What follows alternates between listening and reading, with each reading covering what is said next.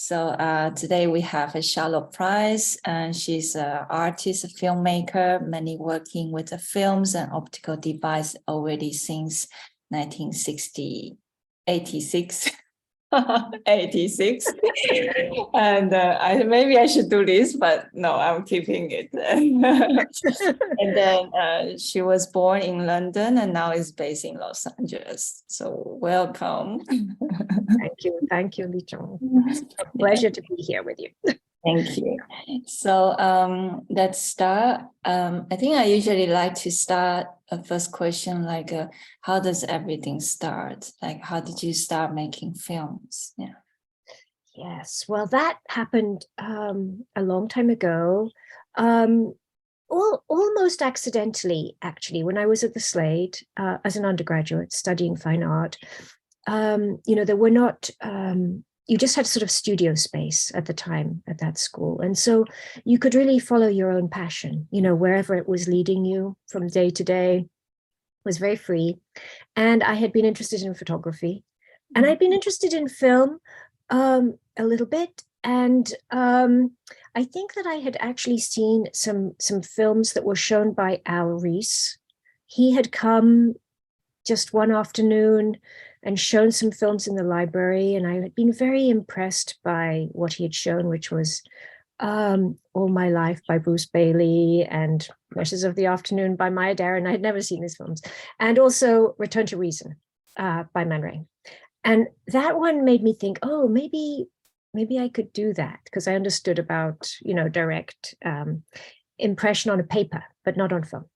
And then one of the technicians or someone there at the Slade, it may have been Steve Chivers, who was making films at the time, gave me some, I think it was Agfa, black and white film. And then, not knowing any better, I processed it myself. And that was the thing. I hadn't got a camera, so I made a direct impression on it, a rayograph, effectively. And from there, I just became more and more interested in what film could do. At the start, it was very conceptual, very interested in kind of playing with time and objects, and just thinking about time slipping. I think that was really what I was fascinated by, that idea that kind of time slips through the projector in a way. So that was my intro, the beginning of my interest in film. Yeah. And then because that you had a background in photography, and then I think in your film, often you also including a lot of darkroom technique. At least some of the film you do a lot of hand processing yourself, I believe, right? So could you share a little bit how does these images that you create through the special darkroom technique has been supporting your visual language or your concept? Yes, I mean, I started processing myself, and I have never stopped. All of my films are mostly hand processed in my very small darkroom. And I think that the interest in that is that I love that moment of revelation, and I like the moment in the dark, helping the image to become something. That I haven't just handed it over to someone else to do, but that I'm actually part of that process, and that I'm affecting that by, if I'm inattentive for a moment, it will change the image. And I like that tension, and I like feeling that that's part of what I'm doing. So I feel that is always important for me, to have that little moment of kind of revelation that is part of my concept always. I think that I enjoy that moment of enchantment and of revelation and of discovery that is in the work. So I've just continued. And I mean, I process color negative, color reversal, black and white negative, black and white reversal. Like, I've done tinting, toning, and all of the other kind of techniques to change the surface of the film, because I'm always interested in that idea of the membrane, of the surface of the film itself, containing memory of being touched and of being through the camera and sort of alive a little bit.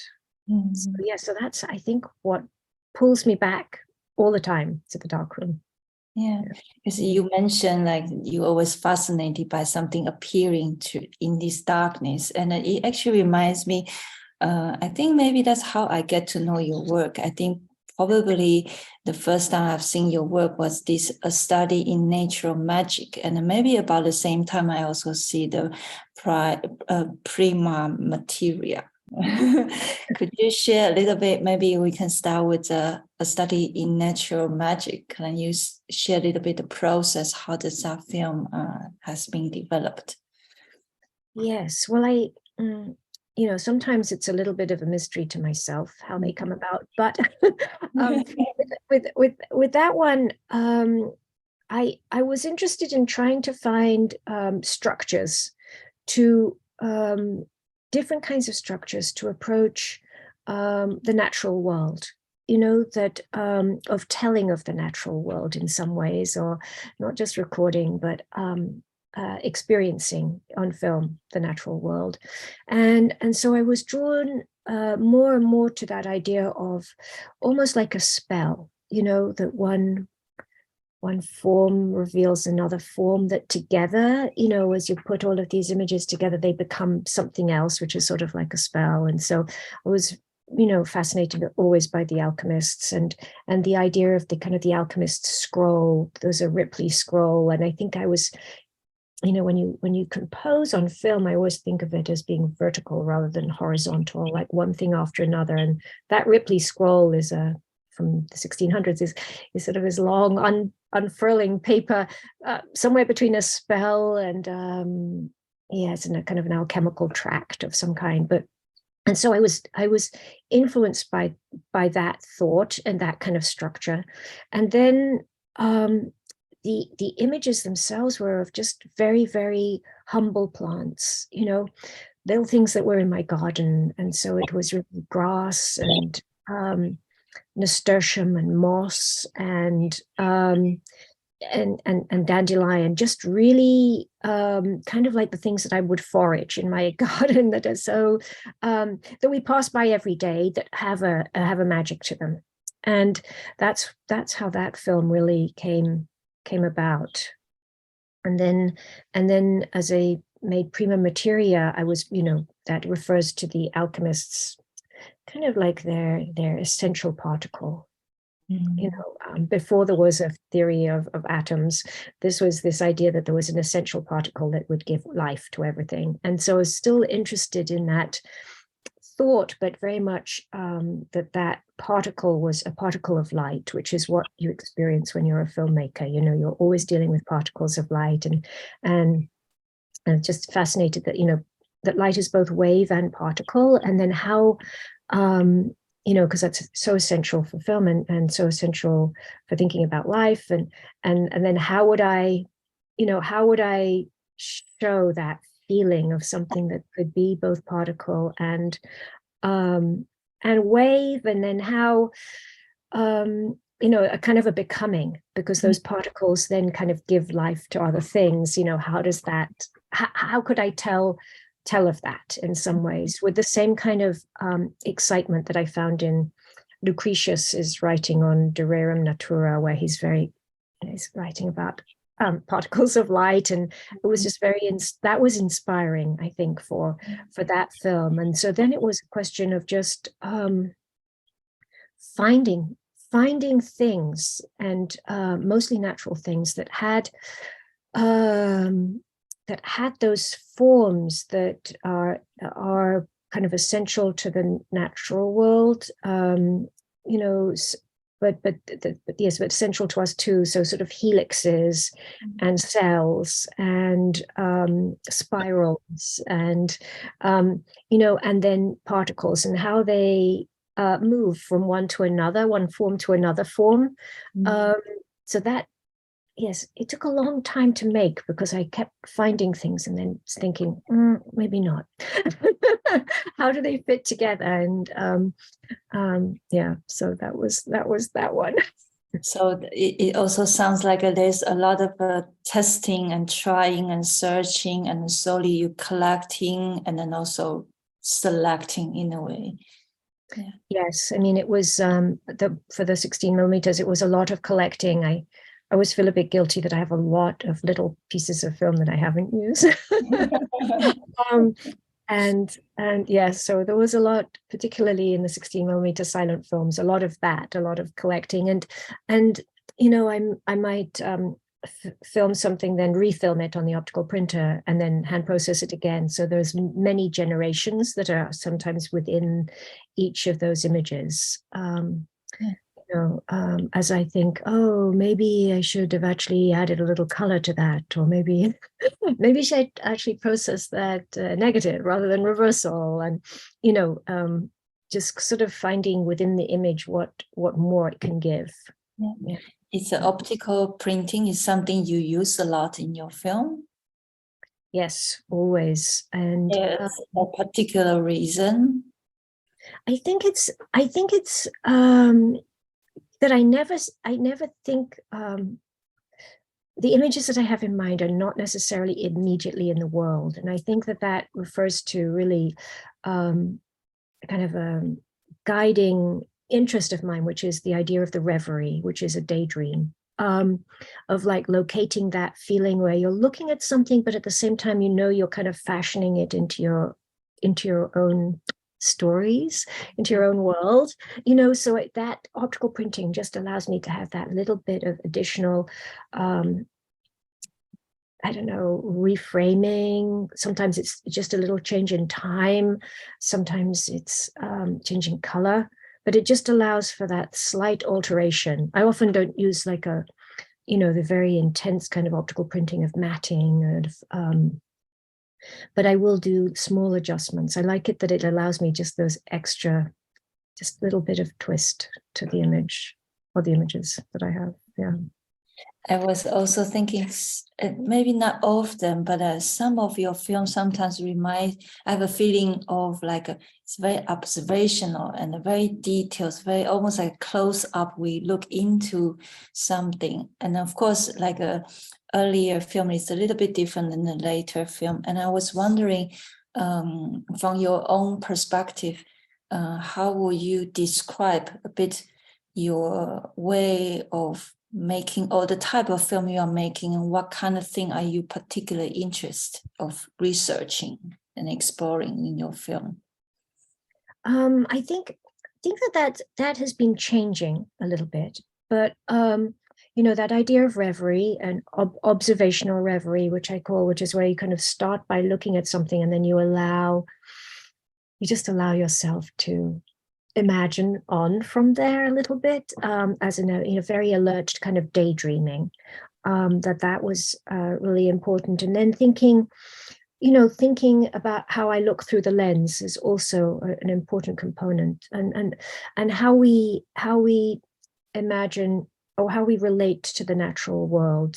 And oftentimes I've gone right back to thinking about how the microscope and the lenses that particularly in Dutch painting actually from the 1600s were really important and kind of revealed a world that previously had been hidden. And nature cinematography and photography continues to be kind of at the forefront technically, so that we can see, you want to see more and more of those hidden worlds. And I'm always amazed at the new technology. Not that I always love it so much, but you often see fantastic time lapse or whatever, and it is kind of startling. It does allow you to see the natural world in a different way.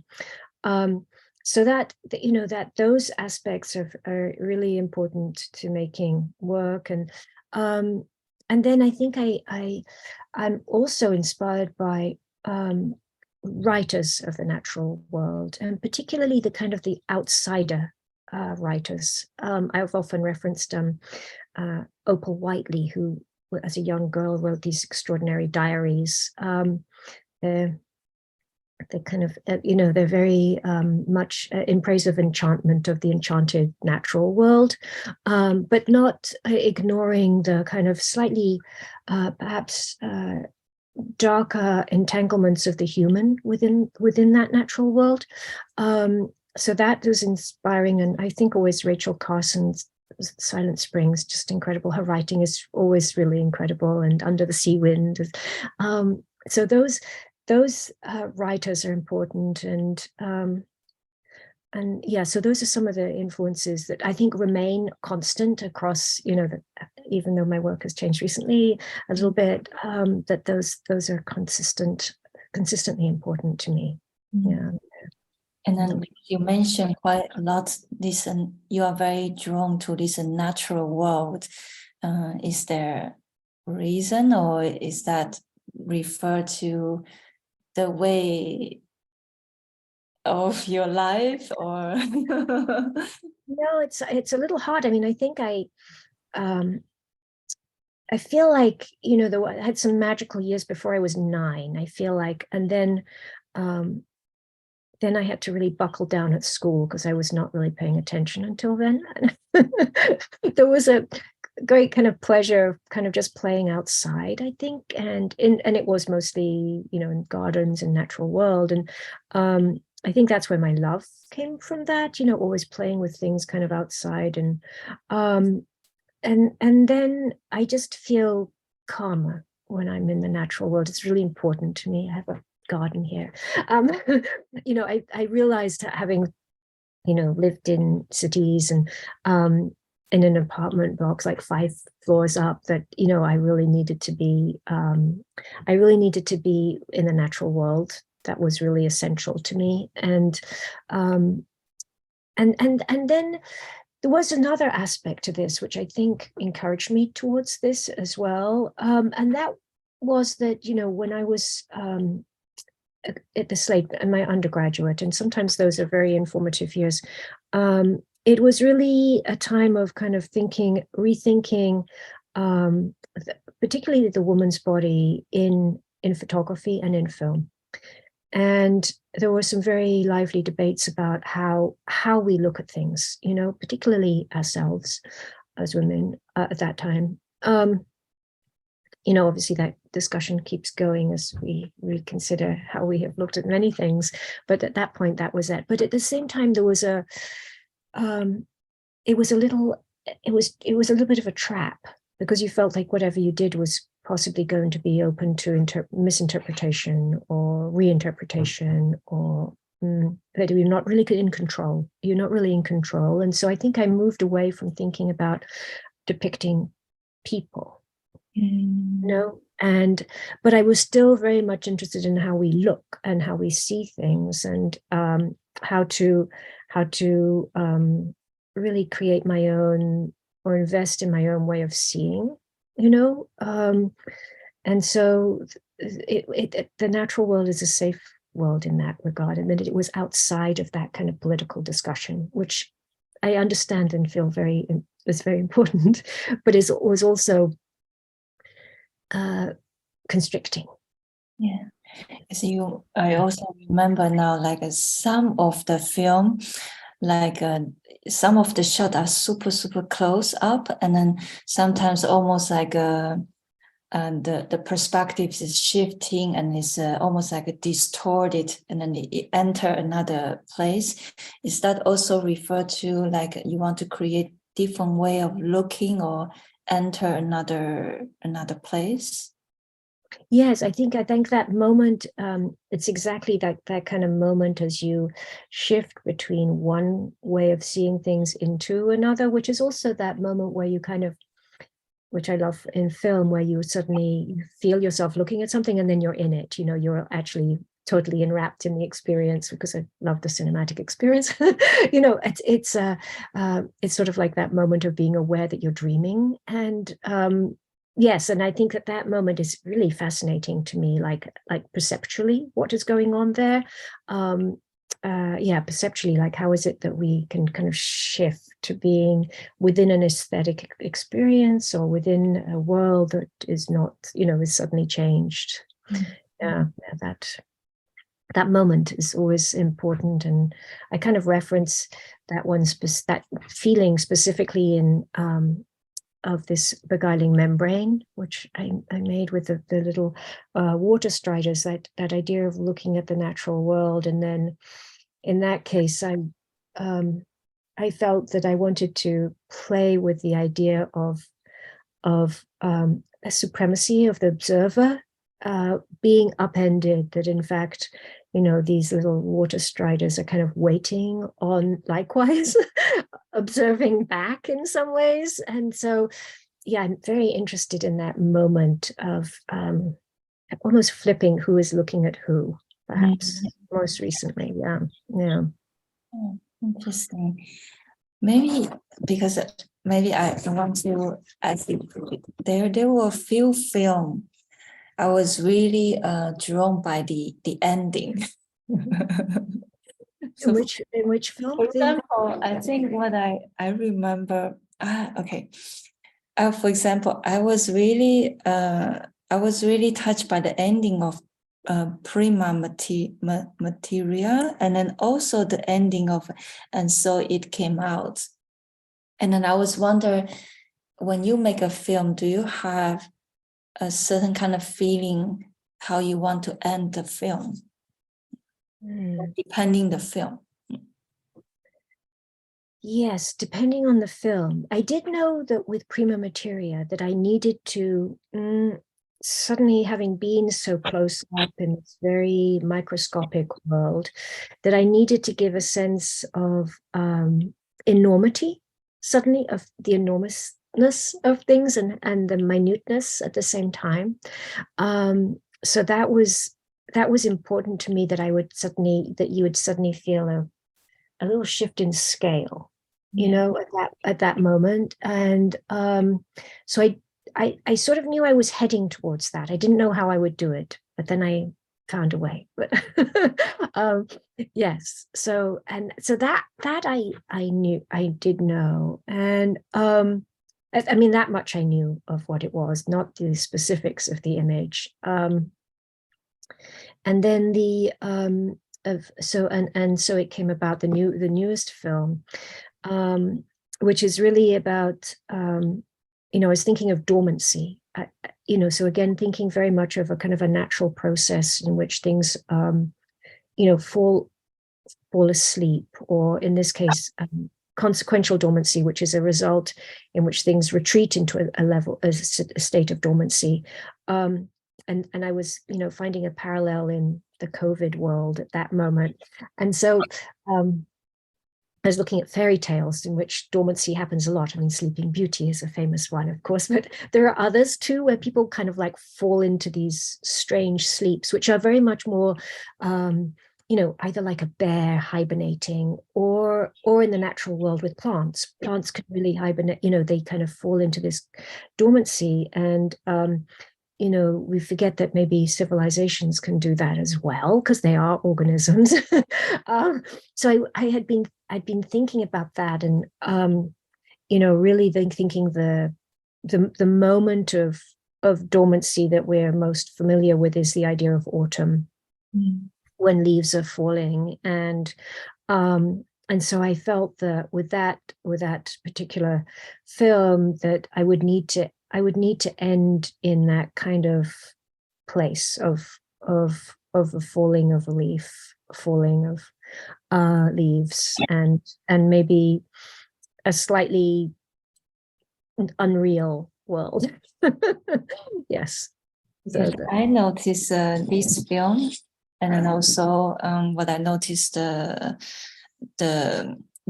world of stars, somehow they have mixed more complex elements within a film, a little bit different than your earlier work. And then I was wondering if you would like to talk about the shifting from earlier, more focus on the visual, more observational, and then towards the focus you are now in, especially some of the later work you mix more with your voice, or some of the text, or even a little bit more like a narrative structure in your personal way. Would you like to share something about it? Sure, I can do that. And I think that it started with the Magic Lantern shows, actually, the change. The making of the 16mm films is, as I mentioned, it was a lot of hunting and gathering, like looking for things. And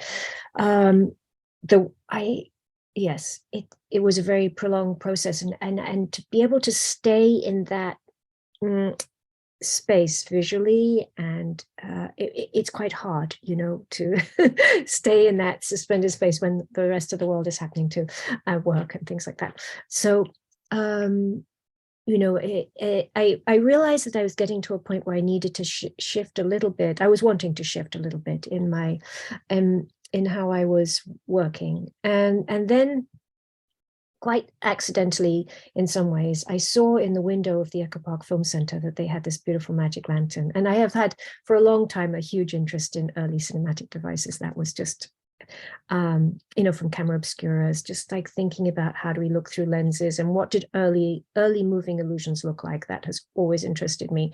So when I saw that magic lantern, I thought, so how do I make a moving illusion that is not mechanical? And that I'd had a magic lantern with like little slides when I was a child. It was very plasticky and not very beautiful at all, but there was something about it that I remember. So I was really excited to see that lantern there, and then we made a little negotiation, and I have it now. And then I refurbished it, and then I began to really think about making slides, also hand processed, completely hand processed, making these slides. And I felt that there are many traditions of magic lantern, but I like that idea of kind of telling a story, with an image. And it seemed like it was, it needed a story. I don't know why, but it did feel like some kind of story. So then I just began to sort of write stories a little bit. I began to think about that, like what would that be like? And so that is how that kind of shift happened. And then that made its way into my film practice as well. And so then I began to use the basis of some of the stories to then begin my process. So it, and then I would have more of an anchor with the language, though things always change all the time. But that's how my work process has shifted a little bit there. Yeah. Does that mean you have some clear story, almost like a script, and then from there you create a structure, and then you work from there? Yes, not a script, but I would say a story. And in terms of like story and writing, I'm really interested in those structures that we had that were pre the novel. The novel was about writing about contemporary moments. The structures that existed before the novel came about, like fables and parables, and early, the fairy tales. These were kind of like oral stories. These were stories that would have been passed orally from one person to another, and they have, when they're written down or have been collected, they have very specific kind of structures to them. And I was interested in those structures, and how often they do include the natural world as well. It's not just about people and character and plot. It's also, people are always walking into the woods, for example, or being dragged into the woods. And like, I love that idea that it was not ever explained. It was just like into the deep, dark woods. And it's sort of like trying to write stories that have, or tales, I think, that have that potential, which is also, that kind of potential in them, which is a little bit different. And so that I have, there's freedom within the kind of the writing that I have to disappear into a little bit into those moments of enchantment, and to kind of disappear into the visual momentarily, to leave language behind, disappear into the visual, and then but maybe come back to the tale. It allows for different kinds of structures. It allows me to look at different kinds of structures of putting images and sound together. Yeah. So yes, that's kind of what I'm looking at. Yeah. How you how is your experience by working with different elements, by the story itself, the sometimes you use text and also your voice and also the image you create. How do you create the structural flow? Yeah, that is still a mystery. I have to say, it's a work. It's always, I have ideas, and I have, the basic story, and that gets re-edited, and depending on, the length of certain images and the quality of certain images. So I've been thinking a lot about, do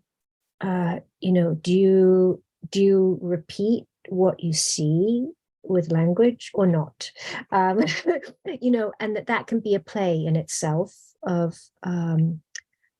saying one thing and then you see the image, or do you not see the image? But the big change, I think, is really using sound, because with the 16mm films, I was working with silence, and which was really important to me, actually, to have that silence. But I began to be interested in having sound again. I had made 16mm sound films, and I was interested in coming back to the sound, partly because I felt that when I feel bad saying this, but with the 16mm films, in the digital world, it's very difficult to have silence. Silence is very, I think it works very poorly over in the digital space, and it's different with 16, because you'll often have the hum of the projector in the room, actually, which I like. I like that kind of sound, but and so there were a couple, that propelled me a little bit to think about sound as well. So and it's harder to work with sound on 16. I know people do it and they do it brilliantly, but trying to get sound onto mag and cutting that, because I like to work with the image and the sound at the same time, not one and then the other, meant that I started finishing digitally, and that allowed me to use the sound. So not just voice, but also recorded sound of the natural world, but also music. And, it opened up a slightly different ways of thinking about the image as well, by having sound again. So is that also the reason you finish some of the film on digital format, to have these possibilities? Yes, it is. I think really, yes. Yeah. I feel kind of guilty saying that, but it's true.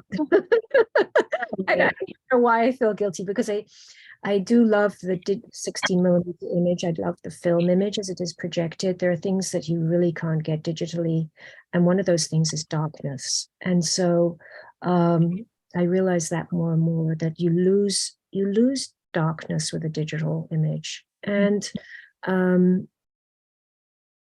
that was really essential to me. So I'm still negotiating that situation. Yes. Maybe a live performance with Yeah. the production. But with the Magic Lantern shows, I can still project, hand processed original images, and you can have darkness with that. So I feel like I can still have that immediacy of the celluloid image there, and it is much more dimensional than the digital image, and has different, very different qualities. So I haven't abandoned kind of original projection. That's still very much. I would like to talk a little bit more about the magic lantern performance, but before I go there, I would like to actually want to ask you, would you like to share a bit more about the creation of the Road of Stars in the one you made? Because we were talking about you mix more the voice, the sound, even. I don't know if this film has a music, maybe this one not yet, right? It actually has some music from Bang on a Can. It was more like their sound recordings, but it is a kind of a music actually. But in this film, you also mix a lot with also a lot of darkroom technique and also mixing with a lot of different elements. Would you like to share a bit more about this film, particularly? Sure. Yeah. Yes, I can yes share about this one. I mean, I was I came across this substance as I was thinking about light. I came across this substance that was called poudre, which is Welsh for rot of stars. And it was believed that this stuff was something that had fallen overnight from the stars, which is why it's called the rot of stars, like something that had fallen from the sky. It's actually probably just some kind of spittle bug, some little bug that creates like a little stuff. but there were many writings or recordings about how people had found this stuff and across the world, and I just became interested in that idea, which, because from prima materia I was interested in the idea of light and particles of light, and I was thinking, oh, if this is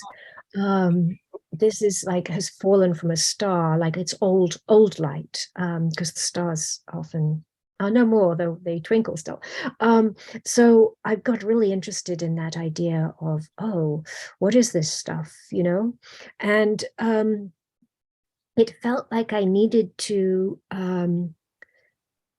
somehow explore it, but in relation to people, not like it has an entanglement with humans in some ways, and what would be the impact of like old light on us. That I was really interested in. Like, we know what a sunset does to us, like a setting sun or a rising sun, but what does old light do? And that kind of drew me back to this moment when I was like 9, and I'd been out at night, and I lived in a small town at that point. The nights were really dark, so you could see a lot of stars. And I had just like this one moment of like, oh, looking up at the stars, and I would be like, I'm so small in relation to these stars. Like, I'm just like this speck. So almost reversed, like I was the particle, the star was the substance. And it was terrifying, right? This is a terrifying moment to realize that you're like this little speck in the universe, and the universe is going to keep going forever, and you're just here for this brief moment. And I used to use that moment to kind of if I was sad or something like that, I would use that moment to be like, oh, I've only got a short time, get on with it, just live. It's like it would kind of prompt me in some ways. So I wanted to a little bit connect that experience of like the rot of stars, thinking like, okay, so the stars affected me in that way. I was looking at them, and they kind of gave me this moment of revelation about myself, about being human, and with kind of the poudre, rot of star, this kind of substance. So that was how that piece kind of came about. And then I felt like I needed to kind of include that story with it, that it was kind of very specific to a moment of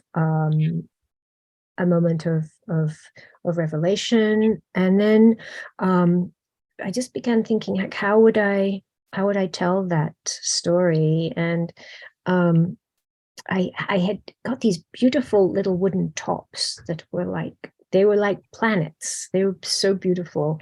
And at first I thought, oh, I'll have a lot of them spinning. That was too chaotic, actually. But then I felt that little wooden top was like a star, and as like a star that falls off its orbit, and but that would be kind of how I would initiate the question of like a falling star, or a bit of light falling from a star. And so I wanted that kind of like a prologue in a way. And then I thought, where would I move from there? And so I began to think, would it be interesting to have like a kind of a documentary almost? I mean, it's my garden and it's obviously dry ice, but and then thinking that the star should affect the film that was filming it, that nothing should remain untouched. And so then I did use a black and white reversal process, but I put in additional sulfuric acid so that the film itself would crease and crumple and lift. So that was kind of part of that process in there. And yeah, this one has a lot of other processes too, which is the Kirlian photography in it. And that came about because, one is it's about a kind of magnetism. When you took these Kirlian photos, then it's just, you give an electrical pulse to a piece of metal and the pulse creates a spark, and that's what exposes the film. And it's a little dangerous, but I did it anyway. It's really like the ozone builds up pretty fast, particularly in my darkroom when I was doing it. But it was, I like that idea of having a different way of taking an image, an image of capturing kind of like, that electrical magnetic kind of current. And then that would be part of the concept too of the film, that there was this kind of magnetism that was drawing somehow. So that was how that film came about. And yeah, I felt that there was the need for the human in it, that was what was being drawn. Yeah. Did you do that on the photo paper and then refilm it? Actually, it was some of it was onto 4x5 film. And some of it was actually directly onto 16 millimeter. It was like a rayograph. I just put down, it was actually like a little chain that you have in the sink, to the plug. It's like a lot of little bobbles.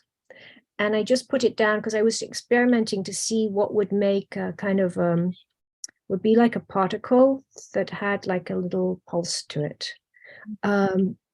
Sometimes the simplest things make the most beautiful images. So that that was what I actually used to directly on the film, on the 16 millimeter. I could only make little pieces that were like about 6 inches long, that I could use at that moment. But that's what I did do that.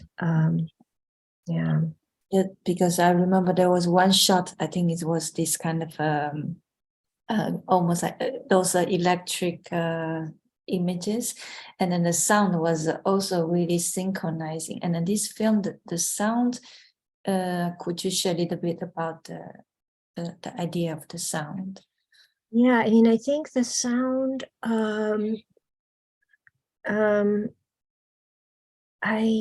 yes, I mean, it was, there was obviously some voice, and then I needed to have sounds that had a little bit of a pulse to them, that would have almost, not a heartbeat, but like a pulse, a universe pulse of some kind, but also a kind of crackling sound.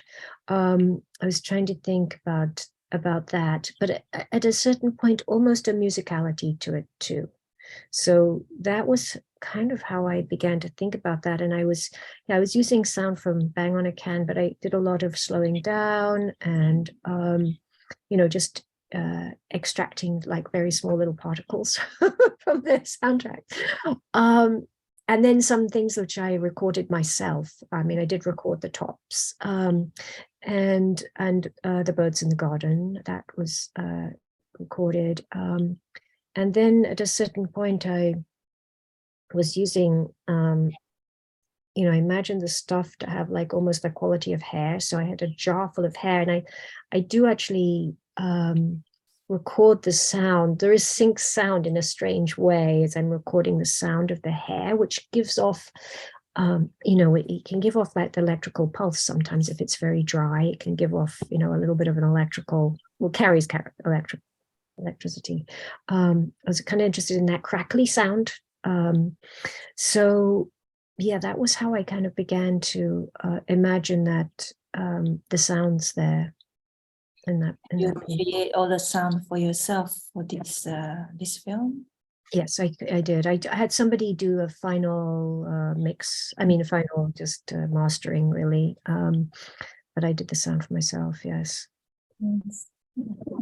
I don't really know enough about sound. I feel like there's so much to learn that it was almost too much to learn. That yes, I feel like I don't know how to talk to composers or anyone else about sound, so I just have to try to do it myself. And do you think the way you work with sound is very different than how you work with images, or is somehow similar? I think it's somehow similar, actually. I think I work in the same way. Like I might focus on just a little bit of a sound or music if I hear it suddenly, and then yeah, I mean, I had, when I was doing of this beguiling membrane, I was thinking, oh, we've been in this natural world looking at these little things, these little water striders, and it's just a sort of a natural world soundtrack. But I felt that there needed to be a shift there into some music, and I kind of sort of knew what I wanted to hear there, but I wasn't terribly sure until I was just like in the radio, listening to the radio in the car, and it was Vivaldi's Summer. And I'm like, oh, that would be really appropriate, but it doesn't sound quite right. And then there was just this little bit that seemed just perfect. And so then I got a recording of that and started kind of playing around with it. So I feel like that's, like when I'm looking at the world, I'll be thinking, oh, that little bit of grass with the light through it is just so perfect. It's the same. I think it's the same way of foraging for things that so I do probably think about sound in the same way. Yeah. Yes. And then shall we go back to the magic lantern? You already shared a little bit how you start. Would you like to share a bit more those performances you have been developing the past few years with the magic lantern?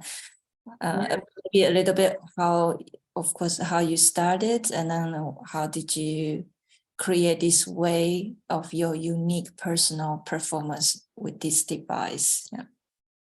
Well, so it started, by acquiring a lantern, and then thinking very much about the kinds of performances that were made with the lanterns.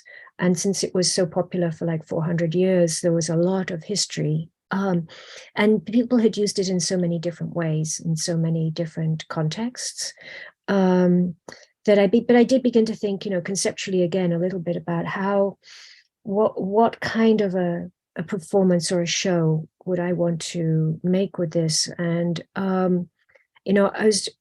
was interested because a lot of magic lantern shows were from about the turn of the century, last century, so the 1900s, which is when the lantern came from.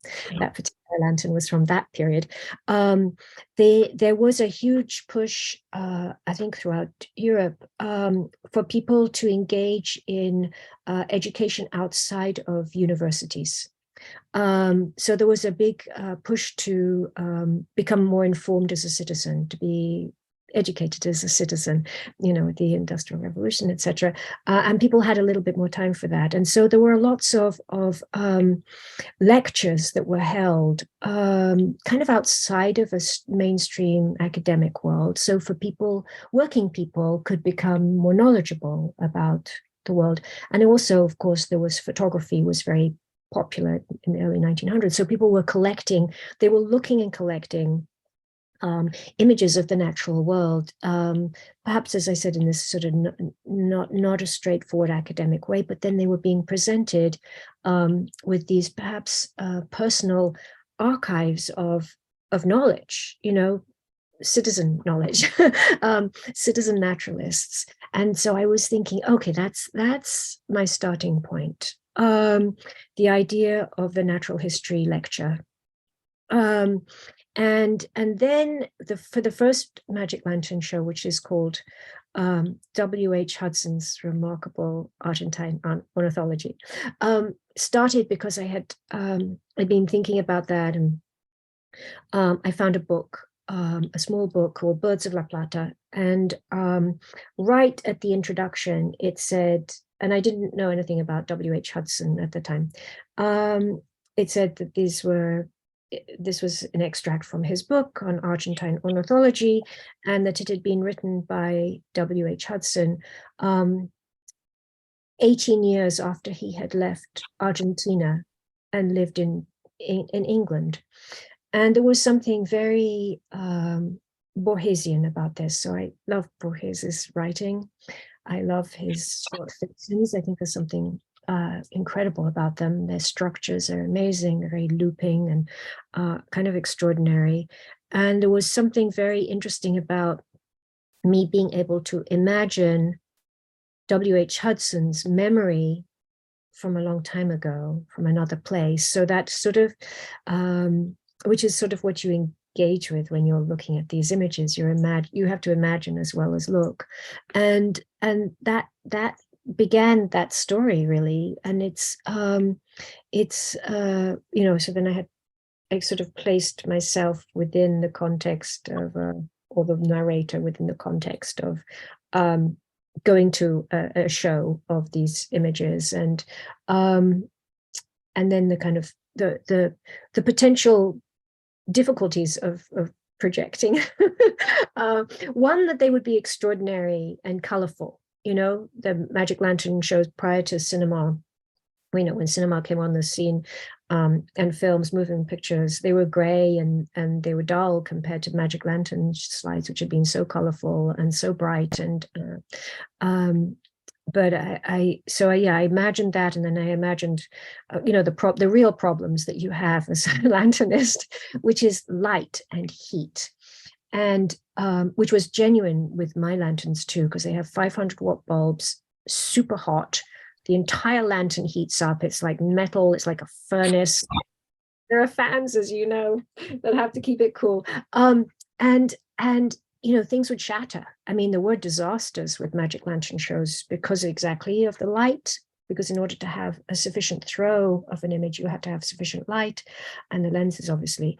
But the source of the light was super important. So I liked to include in that first one the idea of the breaking of the lantern slide. So I suppose in that piece, it's rather than entering into it, it's kind of as you're ejected out of that dream world, that moment that kind of caught my attention. So yeah, so from there I have been worked on another piece called The Tears of a Mudlark.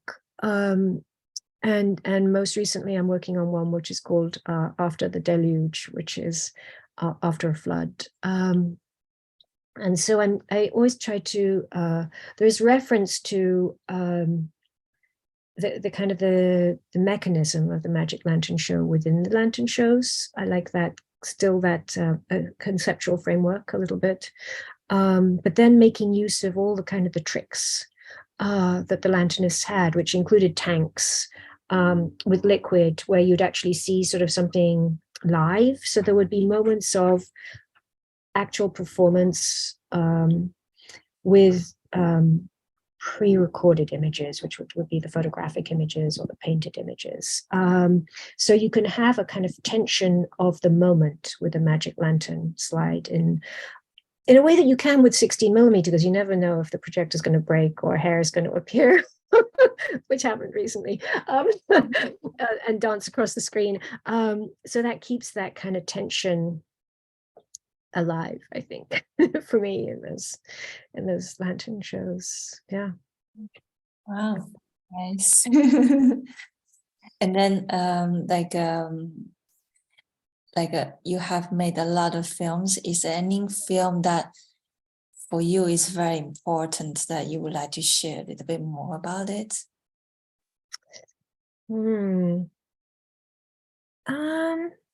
Trying to think which one is the most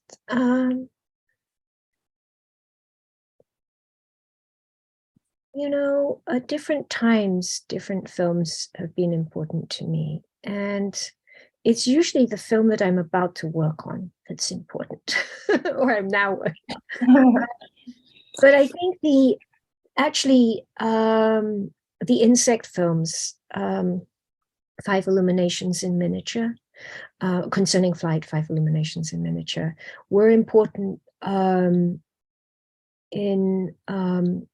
for me in many ways at that time, because my child was young and it was important for me to still be able to make things and engage in those kinds of thoughts. And those were the first films where I really used natural, looked at insects and creatures. That was important for that reason. Discoveries on the Forest Floor was important because it was at a time when the US was going to war with Iraq, and I couldn't understand the insanity, and I really needed to feel the beauty of the natural world, that there was something beyond that. So those have, very kind of specific memories for me in the making of them. And I think the most recent one, and so it came about I had been moving towards this idea of a fairy tale. I'd been reading so many fairy tales during COVID, and folk tales, I should say, not just fairy tales, but folk tales, and kind of like unusual Japanese fairy tales, and thinking a little bit about fear and human entanglement with the natural world, because I think it's something I cannot ignore, obviously, and just how I would approach that. And I felt that I did want to make a fairy tale.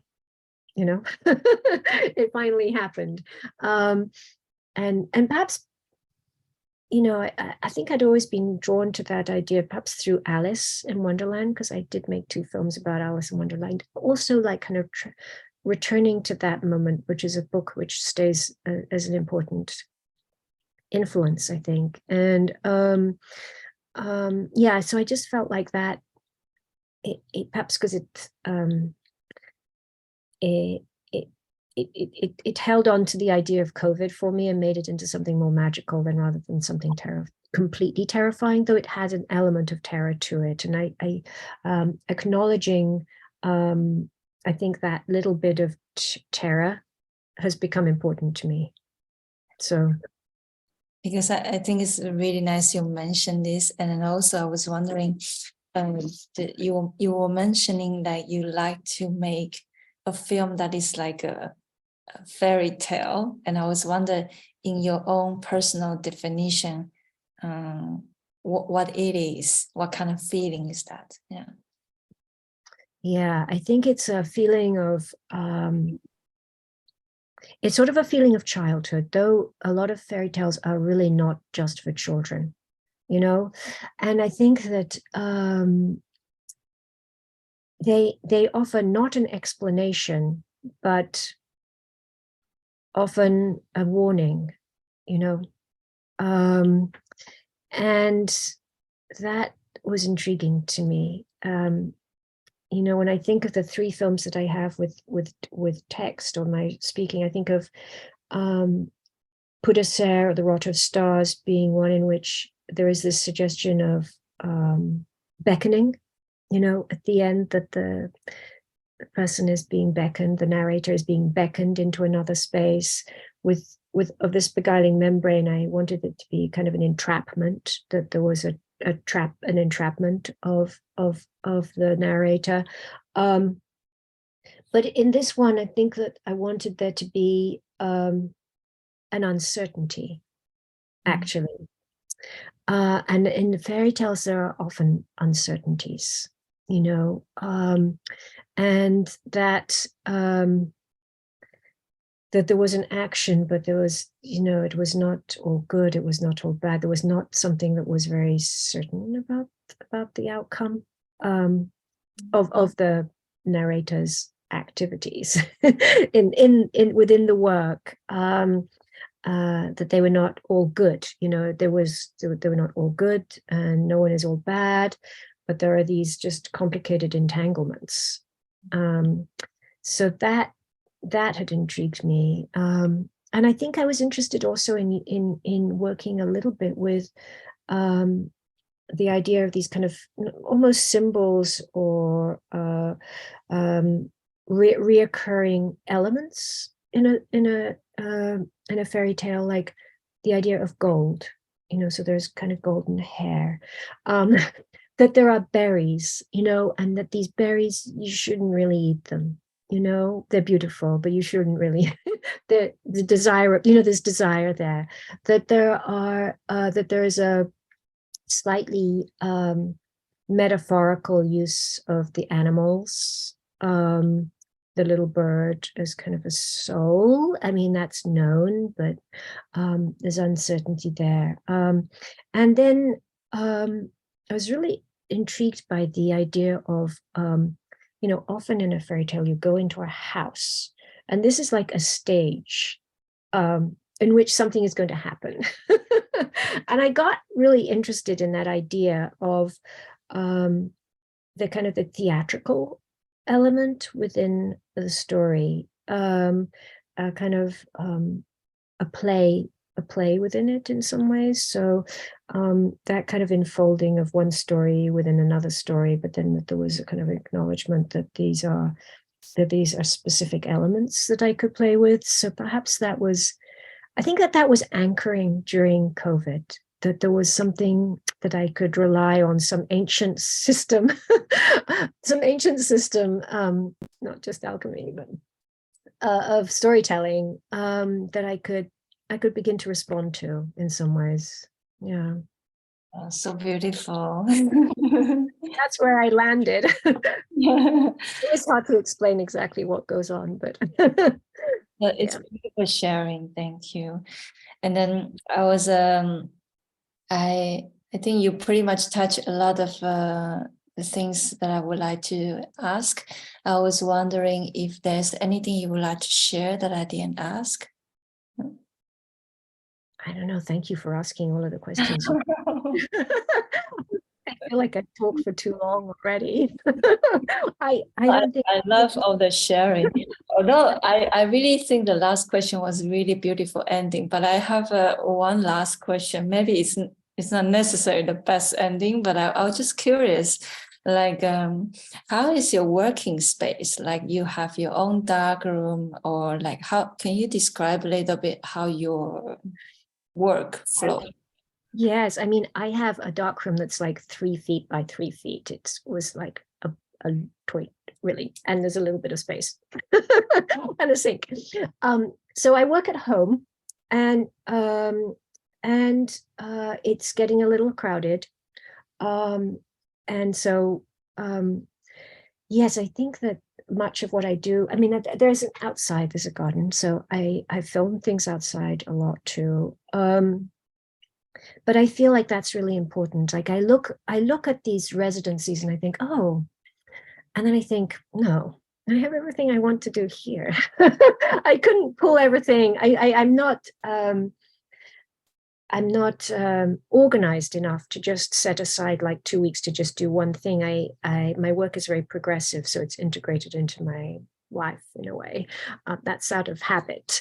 You know, so, you know, my books are here, and I have cameras. I have my own little optical printer. So I've made sure that I kind of have what I need technically over the years, I've acquired that.